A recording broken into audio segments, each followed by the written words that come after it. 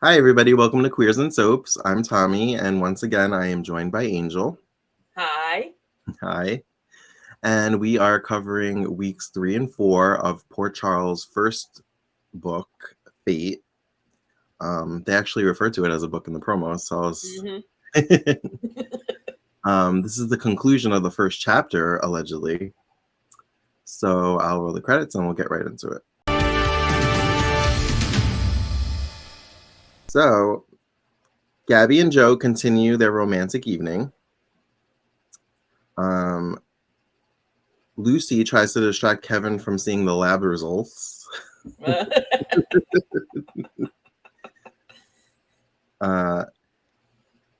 Harris pulls Eve away from an ailing Ian, who's hallucinating still from the poison that he took. He wants to make a deal in exchange for her services. Frank and Jamal discuss Jamal's new secret job and how Allison is a snoop and will eventually find out, and she overhears them talking. So that kind of, validates his snoop theory. Joe stops Gabby and himself from making love. Ian is having nightmares as a result of the poison. Harris says he wants Eve. In return, he'll let her go with Ian so she can hold his hand. I liked how she was like, no, she's like, let me go hold his hand first and then we'll go to my deal. He kept coming back. Harris kept coming back. And he's like, all right, here, like Eve, it's time now, Eve, it's time now. You're like, Harris, just go away. And every time he came back, he was paler, and they put a little bit more like dark. Yes, that's good detail. And then going back to the Gabrielle stuff, I think there's something about now that when I was a kid, it didn't bother me as much, but when people, and this happens with Lucy and Kevin later on, when people say make love to me, that's a little cringe to me. I thought about that as I was taking notes. I'm like, I hate saying make love. I'm like, but I don't want to be crude, and it is a soap opera, so I'll just... Yeah, it's a soap opera, yeah. But I like the detail. I'm not sure if we got to that, where Gabby has a condom and she rips it open, and just so we know that it's going to be protected sex. I feel like the ABC soaps, especially General Hospital and Port Charles, obviously, were very aware of those details. Especially since they had the AIDS storyline on GH a few years back from these episodes. Yeah, I don't remember the CBS soaps or Days even having a condom discussion. Yeah. Jamal covers by saying Christmas is around the corner, so why would she want to spoil her surprise? He leaves, and Allison asks Frank if he thinks Jamal's new job is legitimate. He says Jamal wouldn't jeopardize their stability. Joe doesn't want to take the risk with his HIV status up in the air, and Gabby insists that she's a big girl and they will be safe. He says he won't play Russian roulette with her life because he loves her. Because he loves her too much. And she's like, wait, what? What? Rewind, what did you say? And she says that she loves him too. So that was sweet. Yeah. So, okay. Sorry to go on a tangent again. The actress that plays Gabby, I don't know her name. Ian Overman. Okay. Did you watch Titans? Yes, a little bit. Mostly on YouTube because I didn't see it first run. Okay. Do you remember the actress that played Samantha? Yeah, Lourdes Bennett. I forgot her name, but I know Patricia Garita was supposed to play her. Yeah. From Sunset Beach, yeah. So I always get that actress and the actress that plays Gabby confused. They look so much alike. I always look it up, and it's big old curly hair. Whenever I see her on Port Charles, I'm like, oh, she was on Titans. She wasn't. That's not her. I'm not even sure if Ian did anything else after Port Charles. Yeah, I don't know. I don't know, but she's pretty actress, though. And I always look at her hair. It's like so big and curly. Like, I love it. they have the same hair. They have the same facial features. I swear they're twins. Because the actress that was on Titans was also in like an episode of Dawson's Creek, and I'm like, oh, it's the girl from Port Charles. It's not. Nope.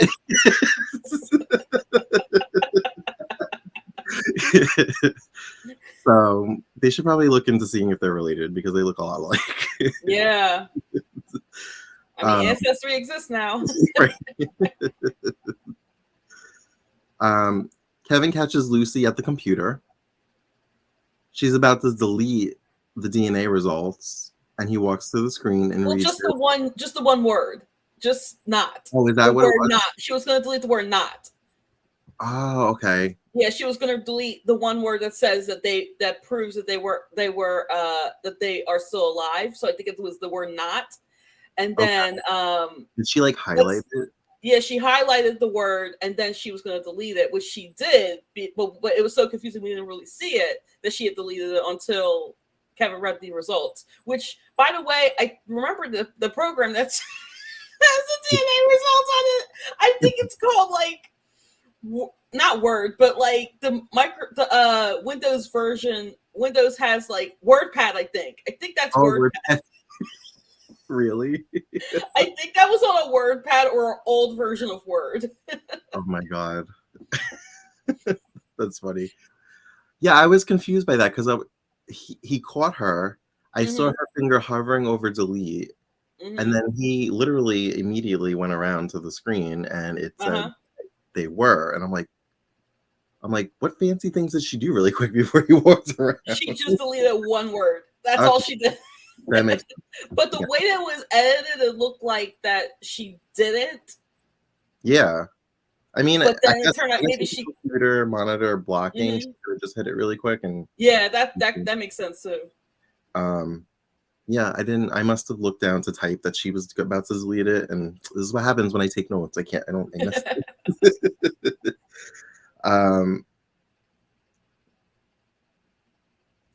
Harris lets Eve go back to Ian, who thinks Harris has tried to hurt her, and he starts yelling, and she slaps him to snap him out of it, and she assures him that she's not going anywhere.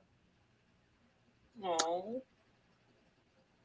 Allison takes a seasonal job with a costume involved.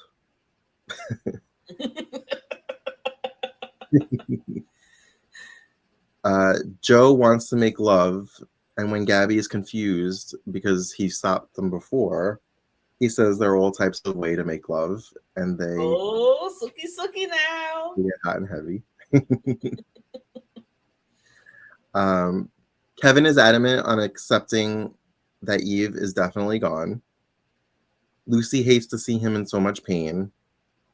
She talks with Victor for assurance that it's better that Kevin knows for sure and can start healing.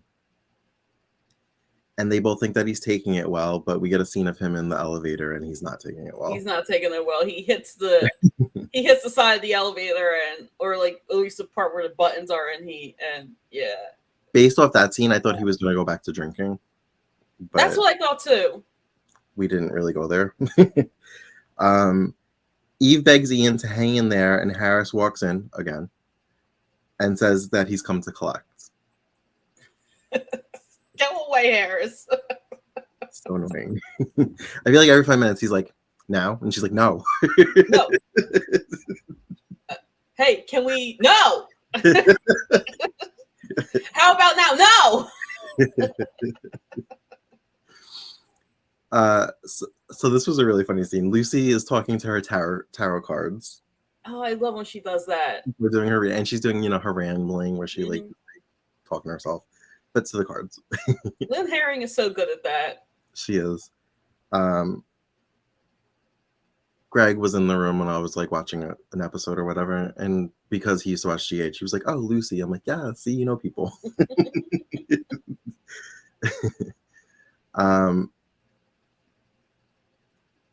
Kevin thinks all he does is hurt the women in his life.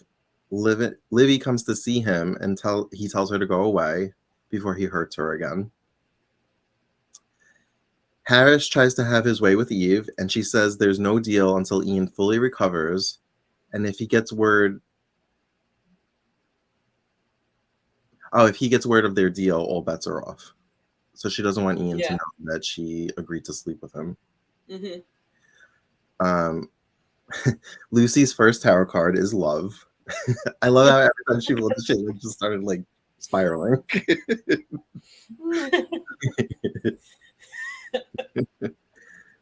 And then the second card was treachery, which she didn't like. She was like, okay, maybe what I did was a little bit treacherous, but I did it was for his best interest.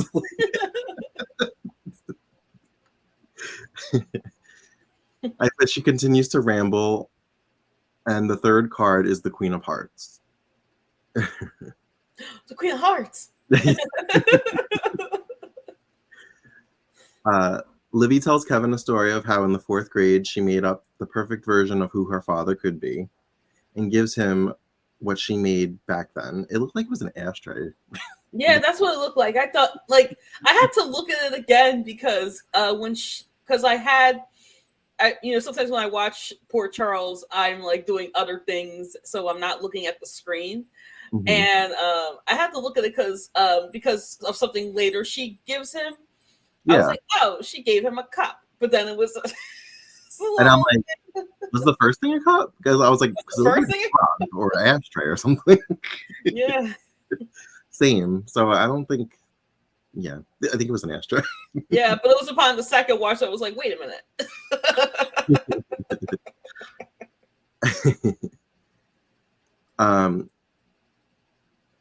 She says she just wanted him to know she was thinking of him. She goes to leave and he lashes out. And I don't know, did he throw the coffee table or did he throw the thing that she gave him? Both. So the thing was on the coffee table. He threw it. And then the part of like the I guess the glass from the coffee table hit her face, like kind of grazed it a little bit. Yeah, because my note says coffee table, but then based off of her giving him the mug, and she says because he broke the last one or whatever, I thought maybe I was like, did I see that wrong? Did he just throw the thing she made him? But glad to know it was the coffee table. Yeah, it was the coffee table, but I think it had the thing on it and it broke when he threw it. Livy is walking back to see what the ruckus is. Oh, because she forgot something, and she gets hit with a shard of glass or a piece of the table. Eve has an emotional moment over Ian's unconscious body. She says he never let her have the last word, so why now? And he comes to and says, "Stop yelling at me, woman." Stop yelling at me, woman. I really like Thorsten Kaye as Ian. I like him as Ian. Like I like him. Playful and sarcastic, and to see him like this instead of Ridge. Yeah, we don't talk about Ridge, especially after yesterday's episode. Nope, we don't talk about Ridge. This is a Patrick and Ian Thornhart podcast. Because remember, Patrick Thornhart and Ian Thornhart are related from One Life to Live. Patrick is from One Life to Live. They're related. Okay. But I forgot how. So did he play Patrick? He played Patrick, yeah. Okay, so I just found out today because I went on his Wikipedia that he was on One Life to Live in the 90s. I didn't know that. That's cool. So I think instead of bringing on Patrick, they were like, oh, let's just create a new character. His name is Ian Thornhart. But I forgot how they're related. I think either they're brothers or they're cousins or something, but they're related. Did he ever go back to One Life to Live to play Patrick? Nope. No. Because after this, he went to All My Children. Interesting. Kevin apologizes to Livy and explains that he just got the DNA results. He pushes her away, saying he can't give her what she wants or needs. Lucy walks in and Livy says he's in hell and he's trying to drag everybody down there with him. Aww. Harris comes to collect again. Again! Harris! And Eve says she needs to rest and bathe and she will hold up her end of the bargain. So he agrees. He says, I'm not a monster. Livy meets up with Jack and explains what happened with Kevin. She says when she's with Jack, she doesn't feel like her life is falling apart. They kiss and she says she doesn't want to be alone tonight. And I was like, ooh. Ooh, Sookie now again. But like she brings him back to Lucy's place, which is Where like she's staying at, yeah. Yeah. Which I'm like, oh, that's pretty ballsy. Lucy could walk in at any time. Walk in on her and Kevin. Like Lucy is determined to stick by Kevin despite him pushing her away. He tells her he plans to leave Port Charles for good. Eve fantasizes about being with Ian as she's bathing. Ian wakes up and sees her silhouette and then her naked as she comes around from the bath.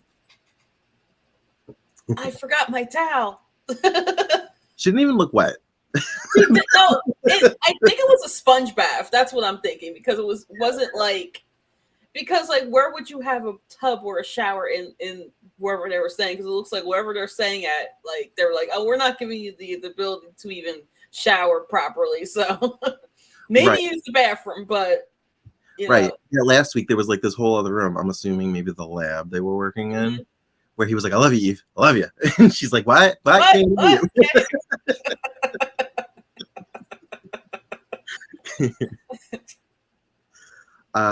Chris gets info about Jack from his PI.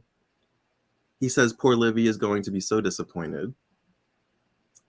Livy and Jack go back to Lucy's place and they kiss. And I put and make love, but I don't think they got that far. Yeah, I don't think so either. Off that scene, and then later things happened. Kevin tells Lucy he has an associate in Denver that he said he has a job with anytime he wants it, and he'll let her know where he ends up. She says no, he won't, because he's not going anywhere. And plus, they can't afford another spinoff. Right. Ian gets up and grabs Eve a towel. Harris tells Ian he has work to do and Eve is coming with him. Livy and Jack are interrupted by Chris knocking at the door.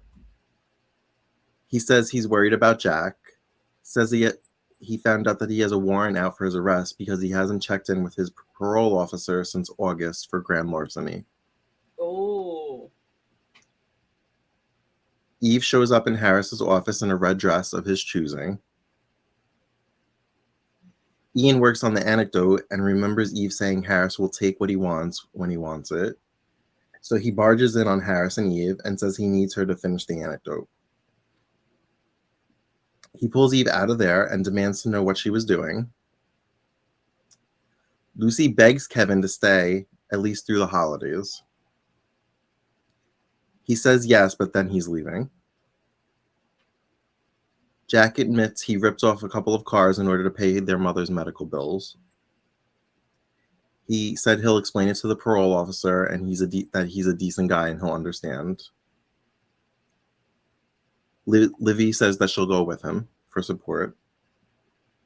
Lucy calls Livy and says Kevin is planning to leave town and to meet her in the lobby. Ian can't believe what Eve was going to do. She says she was using her body the same way he used his with the poison. Yeah, which I think that it's the same thing. Whereas one of them was like, no, this is not the same thing. This isn't the same thing. This isn't the same thing. But I think it's the same thing. It's like they're doing whatever they need to do to get out of that situation. Yeah, within their resources. She didn't know he was going to be okay when she made the deal. He says maybe they should go to bed before they say something they regret. And all of a sudden they have separate beds. Yeah, because remember the bed is there from when Ian was sick. That's the same bed from when Ian got sick with the poison. And they just never moved it.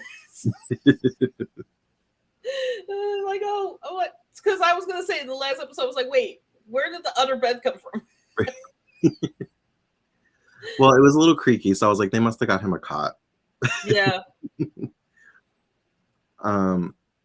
So Lucy and Livy meet up at the recovery room. It's so weird for me to say that as a bar. Like, I feel like I'm talking about the hospital.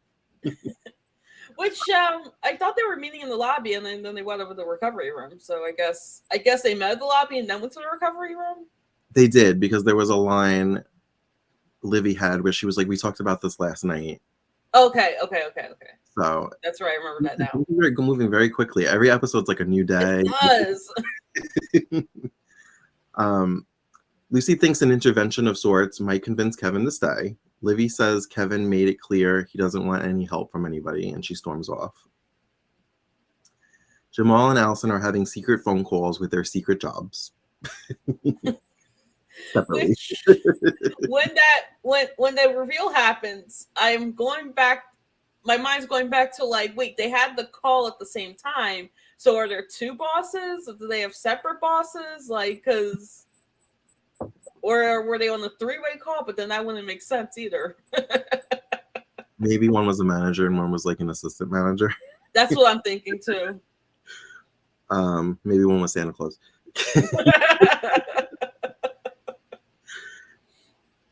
Gabby and Joe are having a nice afterglow morning after doing everything but intercourse. Victor gives Kevin's a photo album to take with him that he can look back and remember his loved ones. Lucy is not having luck getting a group together to help her convince Kevin to stay. There's like a nice like Christmas montage. With music of her talking to everybody, and everybody's like, "Sorry, busy, have plans." Sorry, busy. Sorry, we got things to do. Sorry, we got to see Laura and Lucy and all them. Wait, you're Lucy.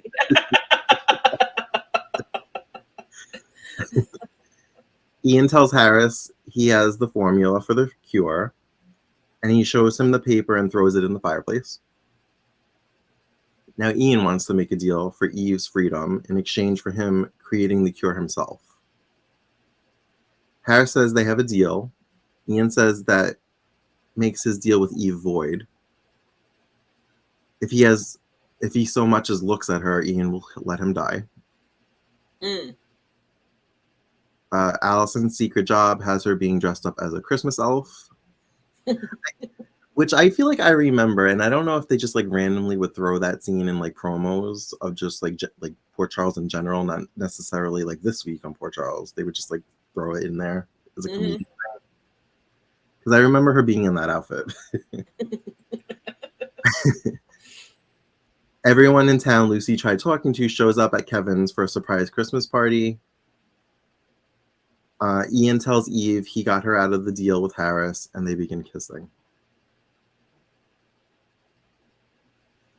Jamal and Allison have both taken jobs as Christmas elves. Face to face in their outfits. Jamal is like not having it. He's like so embarrassed. He's like, oh, I'm out of here. When they said $12, it pays $12 an hour. I was like, the good old days. They made it sound like that was a lot. I was like, I mean, back then it was. Back then it was, because my first job was $7.25 an hour. So, and this was 2004, so it's not too far off from where. So this would have been 2000. So 2004, my job was $7.25 an hour, and then it went up with minimum wage. When minimum wage went up, minimum wage went up. My first job was like 8 something. My first job out of high school, anyway, and I remember minimum wage was like 6 something, and then it went up to like 10. I think in Pennsylvania, it's still like it's still below $10 minimum wages. So like state minimum wage, I think it's still below $10. I'm not sure because I make way more than that. I'm pretty sure it's 15 here now. In New York? Yeah. Yeah. Because there was like this whole thing, like you can make more just working at McDonald's because it starts at $15 an hour. Mac and Alan Quartermain show up at Kevin's party, and even Scott shows up. Okay, I don't normally find Scott attractive, but I was kind of feeling his like chin strap, like facial hair. And then when Mac so this is the next episode, and when Mac and Alan came in, I was like, "Hey, it's the cameos from PH." I was so happy to see them. It's always Mac and Alan who come in. It's never like I mean, except if it's a nurse's ball, then we get more characters. But like, it seems to always be Mac and Alan, because I remember like I shared a clip of Debbie Morgan's first episode, like first scene on Port Charles, and right after she talks to Karen and Joe, she talks to Alan Quartermain. So, Oh. So her first scene is with Alan one of her first scenes is with Alan Quartermain. I know Louise Sorel was on Port Charles briefly. Are we past that already? Did we miss her? I think she was in the pre-arcs, so I think we're past that. Oh, okay. Do you know if she was on for like an extended run, or was it? I think she was on for a short stint. I'm not 100% sure. I'm it's vaguely coming back to me. I know that I know she was on there. Okay. And I know they always say that she was on Passions. I never saw her on Passions. No, I wonder if they confused her with like, oh my God, what's her name? I'm forgetting. The one who plays Hecuba. Robin Strasser? Yeah, Robin Strasser. Yeah, I wonder if they're confusing her with Robin Strasser, but I don't. Because they say she played Dort or something, a factory worker. Oh, no, she was on there. Yep, but it was like a very teeny tiny small cameo. James Riley must have made a phone call. Yeah.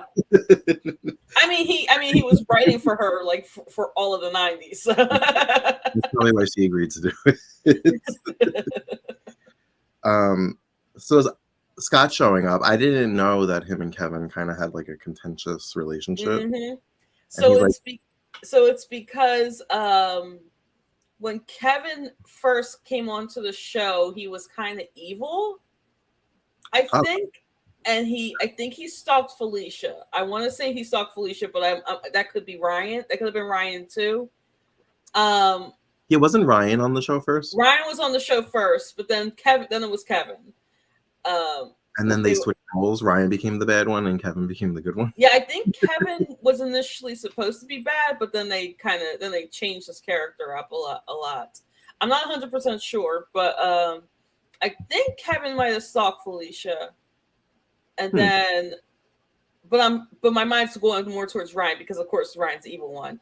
But I know that there were issues, and then Scott left town, and then, of course, he probably found out, like, oh, well, Lucy's with Kevin. I'm not dealing with that. So when he first came onto the show, onto Port Charles, somebody took Serena from her school, which, as somebody who works at the school, never should happen. He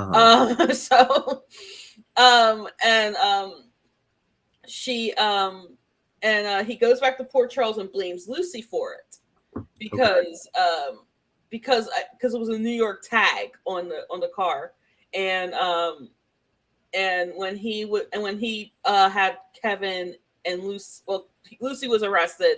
He was like basically interrogating Lucy, and he mentioned that like Kevin's not a good guy.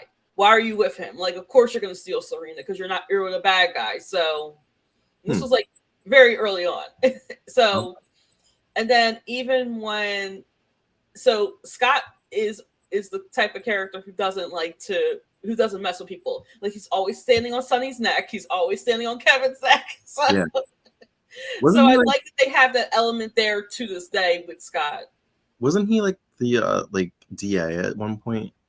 He was, I think. I think he still is, but he might not be anymore. Okay.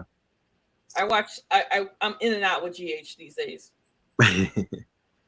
Livy watches and listens from behind to everyone talking about how much Kevin matters to them. Ian stops himself and Eve from making love and says, now when she goes home, she has nothing to feel guilty about. Mm-hmm. Alice and Jamal get locked in at work. I never understand this trope. How do you get locked in? Like, I feel like you should always be able to get out. Like, yeah, there should be ways for people to get out. Like, what, did the gate go down there? They don't know how to unlock the gate. Like, I mean, at best it'll set an alarm off and somebody will come get you. Yeah. Kevin runs outside to get away from the party and everyone follows. Livy asks Kevin to stay to work on their newfound father-daughter relationship and calls him dad. I'm not gonna lie, I was like, oh, this is probably the first time she called him dad, and he was like I was like, all right, you got me.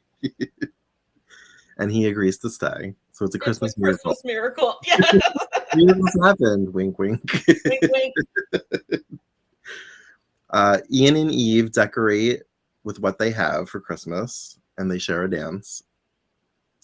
Both of their inner monologues confess that they love one another, but outwardly they just wish each other a Merry Christmas.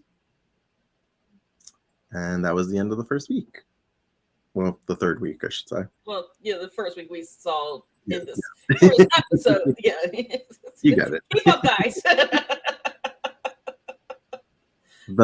The next week was only a 4-episode week because Christmas fell on a Monday and there was no episode. Mm-hmm. So Lucy continues to look for guidance from her tarot cards. Oh, Lucy. The first card is Deception. Which I think is the title of this arc, of this chapter. Yeah, I've been like watching the promos that air during the episode, trying to see if there's a title for it. They haven't said anything yet. They have 3 words on the art, the main Fate commercial that you posted on Twitter. Uh-huh.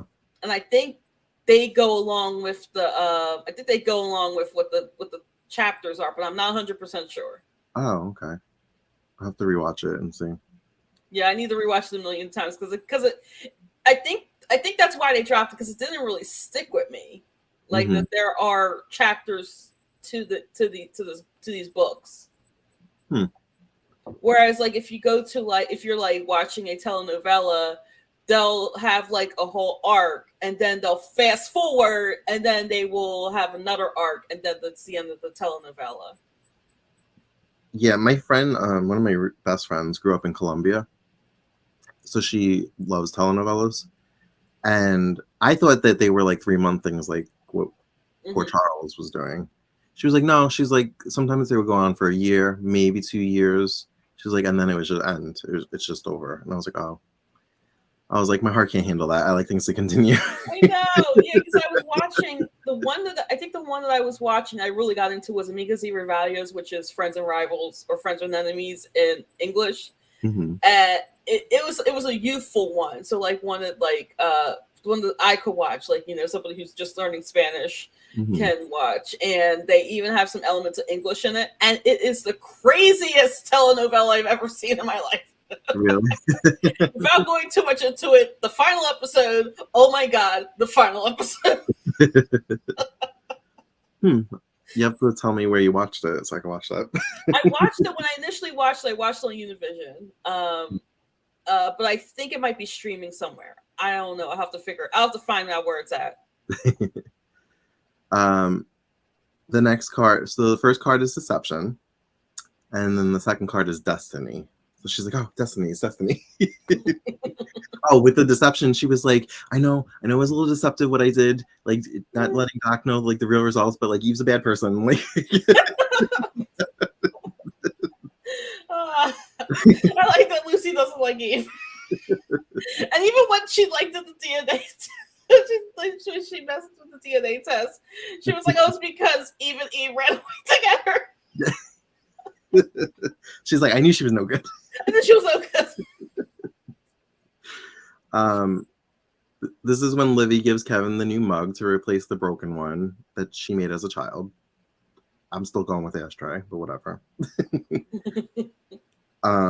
Victor comes and says he knows who killed Eve. Ian wakes Eve, who is dreaming of them dancing at Christmas. The lab is clean, and Ian has memorized the formula and destroyed the paperwork.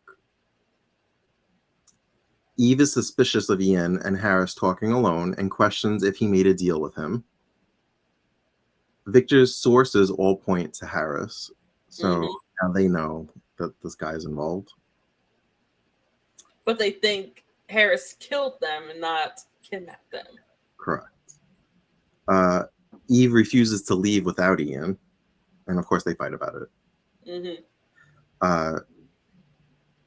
Kevin and Livy go to the recovery room so he can face his demons at the place where he lost Eve. Which I didn't realize that was the first time he was back there since the explosion. Ian wants Eve to leave, and once she is back in Port Charles, he will end things with Harris once and for all.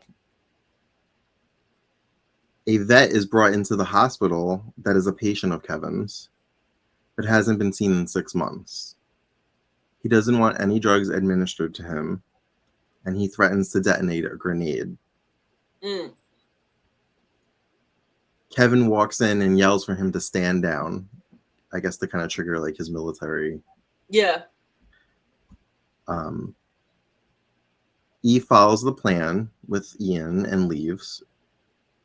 And Lucy walks in on the grenade situation and is taken hostage. I don't think she realized the severity of the situation because she was like, "Oh, that's." Oh, Kevin, I have something to tell you.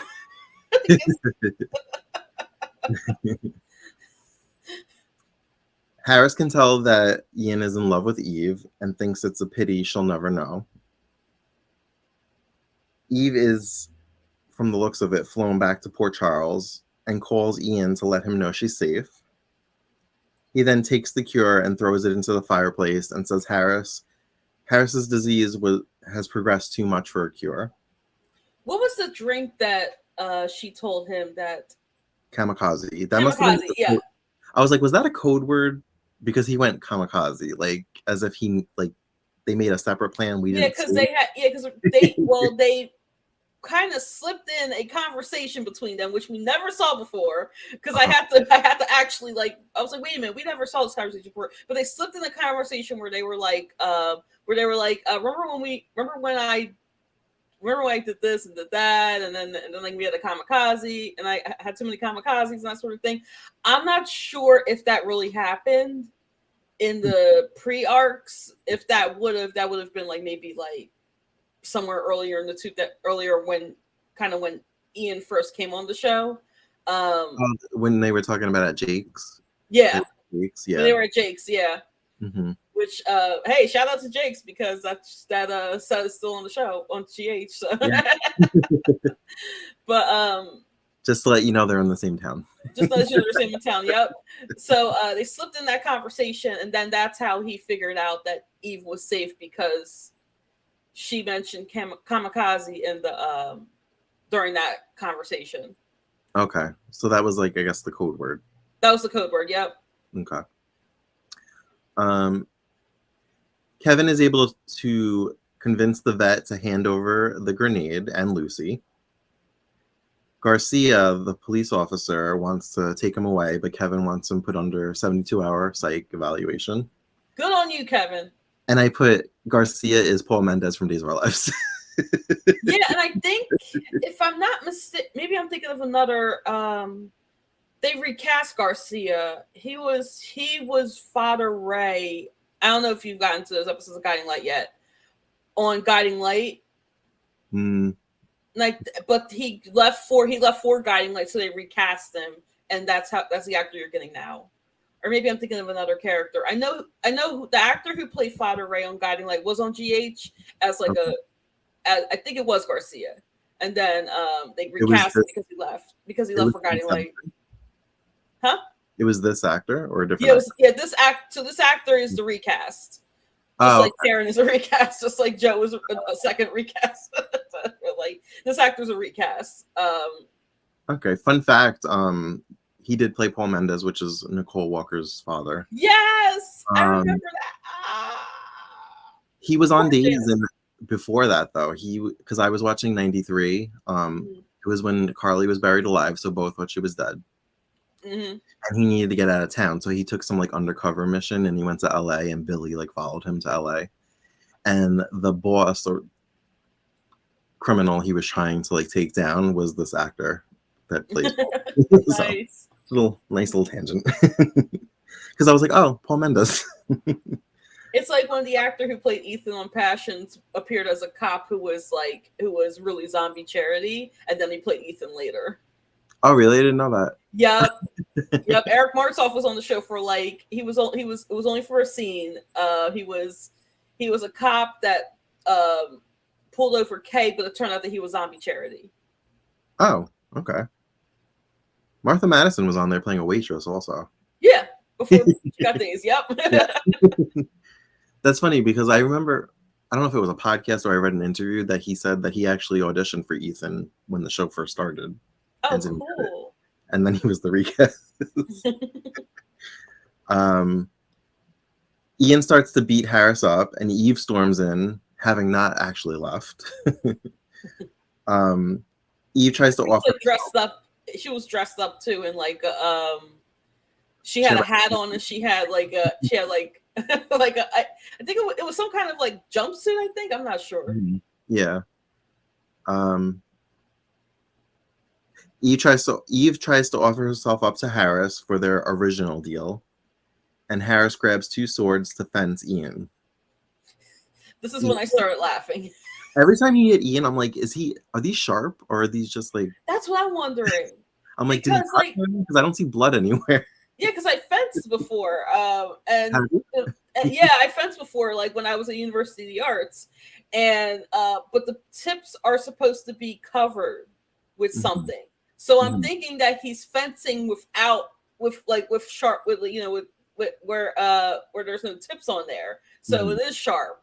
So yeah, but I didn't see any tears in his shirt, and he kept like saying "ow," like that, and I'm like, I don't see blood. Like, what's happening? Yeah, what's going on? I was like, I know there's usually padding involved. When he pulled those swords, I was like, oh man, this is getting over the top. I was like, is he gonna fight him with both these swords, and Ian's just gonna grab whatever he can get? Ian ends up winning, and he and Eve run off to the helicopter. He stabs him, right? Yeah, I think so. Okay. Yeah, I think so. Or maybe he just wound up dying from the disease, and that was it. Yeah, it just kicked in. He just dropped out. The disease just kicked in. He's dead. Lucy and Kevin walk into his house to find a candlelight dinner. And this is how I know I'm an adult. Because as a kid, I wouldn't have thought about this. But as an adult, I'm like, who leaves an empty house with all those candles lit? I know, right? Especially since Kevin just had a fire. Especially since Lucky on GH left his candles burning, and that's how he died and was recast with Jacob Young. Oh, is that how that happened? So not really, but the candles. So he left the candles burning overnight, and then the next scene was his room on fire, and he died. I'm going to put "die" in quotes for this reason. He was actually captured by the Cassadines. We saw a little bit of Jonathan Jackson being held up by the Cassadines, and I think it was Cesar Faison too. And then a few months later, it was Jacob Young in the. I vaguely remember that because I think that's around the time SoapNet first premiered. Because I remember Jacob Young like having amnesia and like he was being controlled by Helena. He was brainwashed by brainwashed by Helena. What's with this town and candles anyway? Eve explains she knocked the pilot out with a wrench, and they take off, and the helicopter is being shot at. Lucy finds a note that Livy set up the dinner.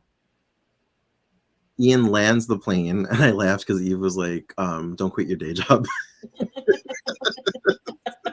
guess it was a rough flight. He suggests that they walk to find out where they are. But it's the middle of winter, so it's freezing. Joe, Gabby, Karen, and Frank are reeling from the aftermath of the hostage situation. And Gabby is so angry, and Joe is comforting her. Karen comes in with hot chocolate and finds them embracing. And I was like, oh, is she jealous?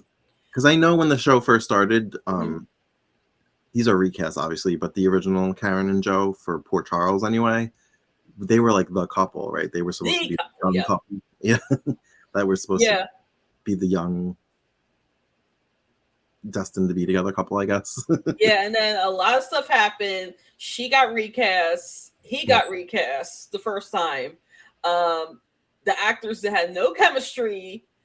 Oh, really? So it was David Gale who played Joe after Michael Dietz left. Yeah. And then but I think Karen got recast first. I think that was Marie Wilson got recast from Jennifer Hammond first. Okay. And her Karen didn't have chemistry with Michael Dietz. Michael Dietz left. David Gale and Marie Wilson didn't have chemistry, so they're just like, we're just not gonna do it. So if you notice, if you notice, guys, they seem to be putting Frank with Karen, who they have kind of chemistry together. And I vaguely remember that from other arcs, I think. Eve and Ian are walking through a freezing forest and eventually find a cabin. Kevin goes to shower and Lucy sits on a VHS tape and she plays it, and it's Kevin and Eve's wedding video. Kevin comes down and catches her watching it, and she panics and tries to shut it off and can't, because of course. And Kevin is understanding and says he needs her and his friends to get through this. When he leaves again, she puts the tape back on, and it's like a freeze frame on Eve's face. And she's like, I'm glad I did what I did, Eve. She's like, how could you run away with Ian?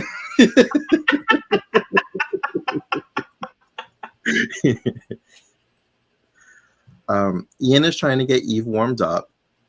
They confess their feelings to one another and begin to make love. And Kevin and Lucy begin kissing. So this kind of bleeds into the next episode. But I was like, I'm not taking notes on this. This isn't real.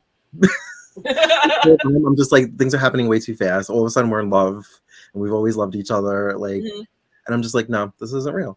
And then when she was like, it's not a dream. This isn't a dream. I'm like, it's a dream. I'm like, because you're doubling down on the fact that this isn't a dream. It's a dream. So I'm not taking notes on this. I am not. And then they kind of like pan to the fire and they kind of had dream music, but it didn't, like, nobody woke up. And I'm like, I didn't want to fall for it. We know better. We both watched Passions. We both watched Days of Our Lives. Yes. And I was like, no, you're not going to get me. But apparently it wasn't a dream. And then I was like, well, crap. Now I have to go back and take notes. It's like, darn. It's like, darn.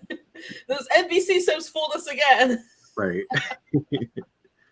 Plus, this is like a different structure because it has to be contained to the Chris lets himself into Livy's room, Luke Creep, and he deletes a message from Jack that he wants to meet her at the recovery room. Ian stops himself from making love to Eve. Livy questions what Chris is doing in her room. He says he wanted to know if she had heard from Jack because he hadn't seen or heard from him since the reveal of his probation.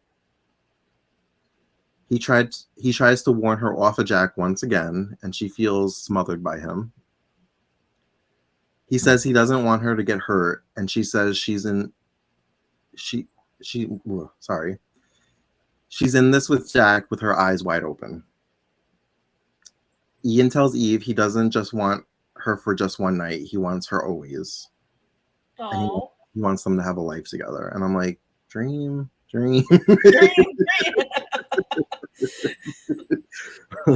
I'm like, I don't know. I don't trust. When he said, I want kids with you. Now, keep in mind, I'm trying not to spoil any other arcs, but that hit me in the I don't want this to happen because I know how it's gonna end. Lucy wants to make sure that this is what Kevin wants. Eve says she has to talk to Kevin before they can start their life together, her and Ian. Which I remember I remember this episode actually from when I first watched it. This entire episode. Really? right from that line where they said, I want to talk to Kevin first. I'm like, oh my gosh, I remember this episode. Ian says, or they could just run away together since everybody thinks they're dead anyway. Right? And Lucy thinks that they already ran away together. But then if it ever came out that they were alive, then it would look like they planned this the whole time. Mm-hmm. In Lucy's mind, anyway. He says they could go to a tropical island together. And she says no, she owes Kevin a talk. Mm-hmm. A sheriff knocks on the cabin door and says he'll take them home. Eve says it looks like this is the night that she tells Kevin. Kevin and Lucy begin to make love, and Ian and Eve arrive at Kevin's place. In a cab, not in a police car. Right. Maybe he just dropped them off at the Port Charles border and was like, all right, you're on your own. All right, you're on your own. Ian says he'll wait for her at the car until she's done. And first he offers to go with her, and she says she has to do this on her own. And they kiss. Eve can't seem to find the spare key and begins knocking on the door. Kevin and Lucy decide to ignore the knocking, and Eve thinks Kevin is on call at the hospital. So she runs back to the cab where Ian is waiting, and she gets hit by a car. Boom. I remember that whole thing. I was like... So based off of the promo that I posted on Twitter for this, I was like, well, obviously she's going to run off and get hit by a car. I mean, it's a soap trope. Yeah. I was actually expecting her to see Kevin and Lucy together and have like an emotional reaction and run off and then get hit by a car. So that was a little twist for me because it didn't go down the way I thought it would. So I was actually ready to be mad at Eve for that because I'm like, I was about to be like, how are you going to be mad for him cheating when he thought you were dead and you're about to start life with somebody else? Like, let's just call it even. Like, but it didn't go down like that. So, I don't know what's going to happen next. I'm expecting on any other soap opera, I would expect maybe a light coma and amnesia from the car accident. But who knows? I mean, I know you know what happened, so I can't really. Well, do you have any ideas? Yeah, I kind of have an idea of who hit her. Because, because there is somebody who comes in, and it's revealed that they hit her. I'm not going to say why. I'm not going to say why. I'm not going to say if it's an accident or if it's on purpose. Okay. But the person in the car is important. Who hits Eve is important for later. Oh, okay. And then, of course, in the previews that we watched, in the beginning of the episode, Kevin comes outside and sees that Eve and Ian are alive. So, well, it's questionable for Eve at this moment. Yeah. So, when I saw that, because he sees Ian and he's like Eve, but she's unconscious. Mm-hmm. I'm like, poor guy. I'm like, he's like grieving his wife, and now he's got to start all over because she's alive but could be dead again. Yeah. But she was gonna leave him anyway for Ian, so. Right. And then poor Lucy. I mean, at least she had sex. Yeah, look, she was getting it on, really. Like she's like, I have to help him. I just have to help him. She harbored those feelings since when did they? I forgot when they got together. Actually, I think they might have gotten together like probably 96 before Port Charles. I know they got together before Port Charles because they were already together by the time Port Charles had started. Yeah, because she was pregnant and she was like so excited to tell him. And and she got arrested and like. And she lost the baby a few weeks in. She did. Oh, I guess. Yeah. Unfortunately, the baby didn't survive. Oh. Yeah. But I can't believe we finished the first chapter already in just like 2 episodes. It goes by so quick. And then I realized that I'm not sure if he still works on Young and the Restless, but one of the writers for this for Port Charles, James Harmon Brown, he works on I think he works on Young and the Restless, which kind of explains like some of their quick arcs that they have on the show. I thought Josh Griffith was the only writer there now. It's complicated. There are writers on the show. Of course, this is before the writer's strike. So now he's truly alone because he's FI-Corps. But he fired all the breakdown writers, and then other writers are able to write the show. So I think I forgot how the writing team is broken down. But all the breakdown writers got fired, which includes Sarah Babel, who I follow on Twitter. Hi, Sarah. And from Daytime. Yeah. Yeah. But now he's truly alone because I think all of them are not FI-Corps, and he's the only one. Okay. Who's FI-Corps. So. All right. Yeah. Well, thank you for joining me again to finish this first chapter of Fate. We will be back soon to start the next chapter. Where can they find you on Twitter? You can find me on Twitter at Tornado Song. And as always, you can find us on all the socials at Queers and Soaps. And until next time, have a great night, day, whenever you're watching this. Bye. Bye.